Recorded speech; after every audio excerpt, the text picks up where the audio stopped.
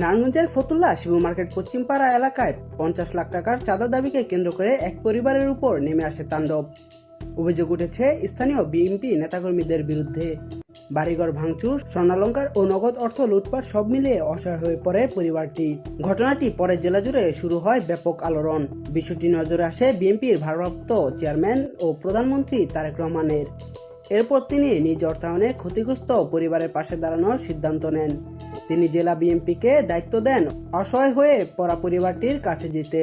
বিকেল 5টার দিকে ঘটনাস্থলে যান মামুন মাহমুদ সহ বিএনপি নেতাকর্মীরা। তারা ক্ষতিগ্রস্ত পরিবারের খোঁজ খবর নেন এবং ঘর পুনর্নির্মাণের সহায়তার আশ্বাস দেন।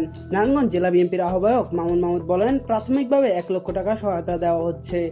যদি বিএনপির কেউ এই ঘটনার সাথে জড়িত থাকে তাদের বিরুদ্ধে সাংগঠনিক ব্যবস্থা নেওয়া হবে। পুলিশের গাফিলতি থাকলেও ব্যবস্থা নেওয়ার দাবি জানানো হবে। এই সময় তিনি আরো বলেন, বিএনপির বহিষ্কৃত নেতা গিয়াসউদ্দিনের অনুসারী যারা এই ঘটনার সাথে জড়িত বলে অভিযোগ উঠেছে তারা প্রকৃত বিএনপির কেউ নন। দলীয় পরিচয়ে কেউ অপরাধ করলে ছাড় দেওয়া হবে না বলেও জানান তিনি।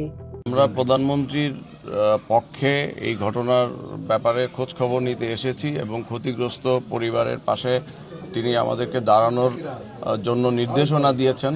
আমরা নারায়ণগঞ্জ জেলা বিএনপির পক্ষ থেকে, ফতুল্লা থানা বিএনপির পক্ষ থেকে এবং যেহেতু আমি জেলা পরিষদের প্রশাসক, আমি জেলা পরিষদের পক্ষ থেকেও তাদেরকে প্রধানমন্ত্রীর নির্দেশে এখানে আর্থিক অনুদান দিব, যাতে তারা এই যে ক্ষতিগ্রস্ত তাদের যে ঘর, এই ঘরটি আবার নতুন করে তারা মেরামত করতে পারে এবং বসবাসের উপযোগী করতে পারে। প্রশাসন সক্রিয় হয়ে উঠেছে। পুলিশ জানিয়েছে অভিযুক্ত গ্রেপ্তারের অভিযানে জোরদার করা হয়েছে। মিরাজ হোসাইন, খবর নারায়ণগঞ্জ।